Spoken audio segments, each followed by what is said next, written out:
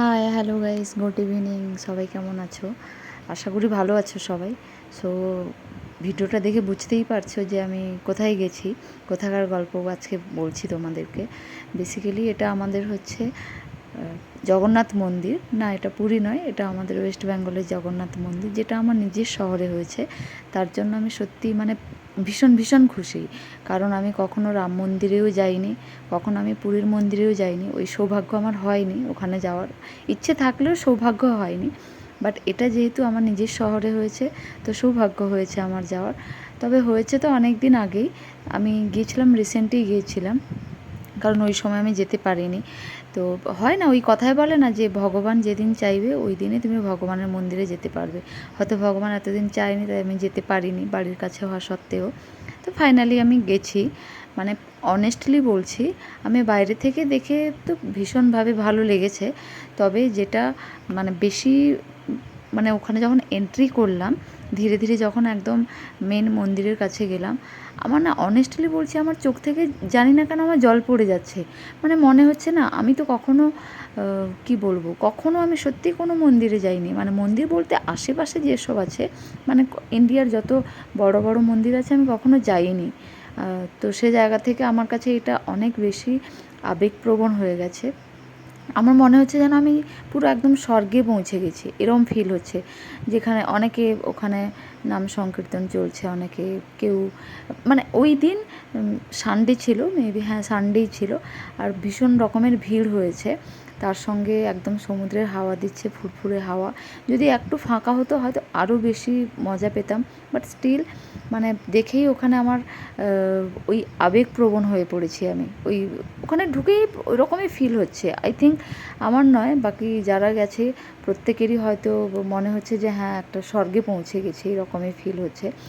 প্রত্যেকবার আমি দীঘা যাওয়া মানে এই সি বিচের জন্যই যাওয়া, মানে গিয়ে একদম বিচে বসে থাকবো, রাত 10:30 11টা পর্যন্ত বসে থাকবো, নিজের একাকিত্ব দূর করার জন্যই। বাট এখন আমার মনে হয় যে আমি যখনই দীঘায় যাব, আমি আগে মন্দিরে যাব। আমার একাকিত্ব দূর করার জন্য মন্দিরই যথেষ্ট। আমি গিয়ে ওখানেই বসে থাকবো। আমি আর ওই গিয়ে সি বিচে বসে থাকতে হবে, মন খারাপ দূর করতে হবে, ওইরকম কোনো ব্যাপার নেই। একদম এখন মন্দিরে গিয়েই বসে থাকবো। যদি বলে আমাকে যে সারা রাতেও এখানে বসে থাকতে পারো, তো আমি সারা রাতই বসে থাকবো। এত এত ভালো লেগেছে আমার। আর মানে অনেকেই মানে আমাদের বাঙালির মধ্যে হয়তো 80% লোক দেখে নিয়েছে। তাও আমি বলছি, এখানে কতটা জায়গা জুড়ে হয়েছে, কতটা জায়গা, মানে যে যদি কেউ হারিয়ে যায় না ভিড়ের মধ্যে, হয়তো খুঁজে পাবে না। একদম তাকে বলতে হবে, সাজেস্ট করতে হবে যে একদম মেন গেটের কাছেই এসো, যেটা আমাদের হয়েছিল। তবে এটাই মাথায় ঘুরছে যে কত টাকা খরচ হয়েছে অ্যাকচুয়ালি সরকারের। কারণ এত জায়গা জুড়ে করেছে এইভাবে একটা মন্দির। তারপর তার ভেতরে এত সুন্দর অ্যাম্বিয়েন্স, এত সুন্দর। ওখানে কিছু ডান্সার্স, মানে যাদেরকে দেখতে পাচ্ছিলাম, আমি ভাবলাম যে কি ওরা মনে হয় ওখানে হয়তো ইউটিউবের জন্য ওরা শ্যুট করছে। বাট যেটা পরে দেখলাম কি না, ভেতরে নাচ হচ্ছে। হয়তো হয় প্রত্যেকবার, মানে এভরি সানডে হয় বা এভরি ডেই হয়তো হয়, আই ডোন্ট নো। তবে আমি গিয়ে যেটা দেখলাম হচ্ছে। এবার ওখানে যেটা খারাপ লাগলো বেশি, যে আমাদেরকে দেখতে দিচ্ছে না, আমাদেরকে বাইরে থেকেই দেখতে হবে। এবার বিভিন্ন ডান্সাররা ঘুরে বেড়াচ্ছে, তার মধ্যে একজন সেলিব্রিটি ডান্সারকে আমি দেখলাম, বাট ওনার নাম আমার এই মুহূর্তে মাথায় আসছে না। সো নামটা আমি ভুলভাল নাম তো বলতে পারি না, তো আমি বলবো না। তবে ওখানে যতজন নাচতে, আমার মনে হচ্ছে আমি ওখানে নাচতাম, ওখানে থাকতাম, এরকম একটা ফিল হচ্ছে। বা ওখানেই আমাকে দাসী হিসেবে রেখে দিক, এরকম একটা হয়তো শুনে অনেকে জানি না কে কেমনভাবে নেবে। বাট আমি আমার ফিলিংসটাই শেয়ার করছি তোমাদের সঙ্গে। তবে এত কিছু আনন্দের মধ্যেও যেটা আমার সবথেকে বেশি খারাপ লেগেছে, আমি মানে সাডেনলি যাওয়া আমার পিসির বাড়িতে, সাডেনলি আমি গেছি। হঠাৎ করেই ফোন করলো, আমি বললাম ঠিক আছে, আমার একজন ফ্রেন্ড এসছে, তো ওকে নিয়ে তাহলে যাচ্ছি। মানে সকালেই ফোন করেছে, তো আমি তখনই ব্যাস রেডি হয়ে চলে গেছি। আমি বললাম ঠিক আছে, আজকে রাতটা থাকবো, কালকে চলে আসবো। পরের বার গিয়ে না হয় একবার মন্দিরে যাব একদম শাড়ি টাড়ি পরে সুন্দর করে একদম। বাট ওটা আর হয়নি। মানে যেভাবেই গিয়েছিলাম ওই রকমই একটা নর্মাল জিন্স টপ পরেই চলে গেছি। তো এটাই আমার আমার খারাপ লাগছে বেসিক্যালি।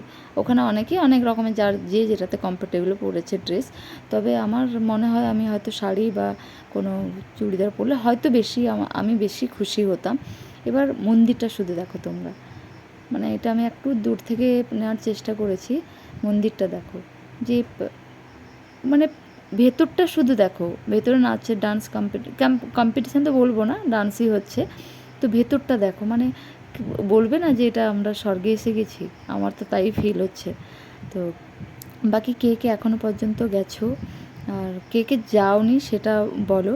যারা গেছো তারা তো ফিল করতে পারবে অবশ্যই আমার কথাগুলো, বাট যারা যাওনি আমি তাদেরকে বলবো যে দীঘা যদি যাও তোমরা টাইম করে কখনো, মন্দিরটা অবশ্যই ঘুরে এসো। আমি অনেকজনকেই দেখেছি, কিছুজন, অনেকজন বলবো না, কিছুজন আছে তো ওরা বলছে হ্যাঁ দীঘা এসছি বাট টাইম পাইনি মন্দিরে যাওয়ার, বা পরের বার এসে যাবো।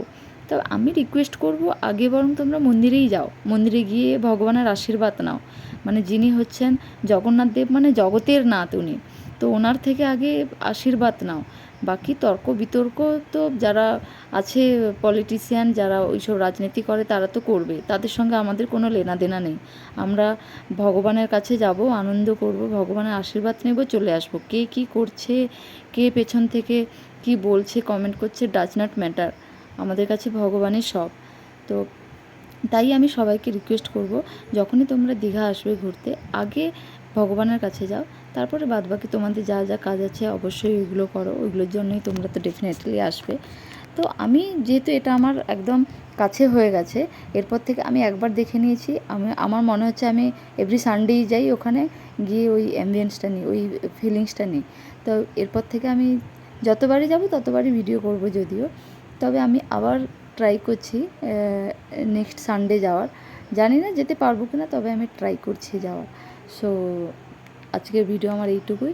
তাই আশা করব তোমরা প্রত্যেকে আসবে এই মন্দিরে। জয় জগন্নাথ।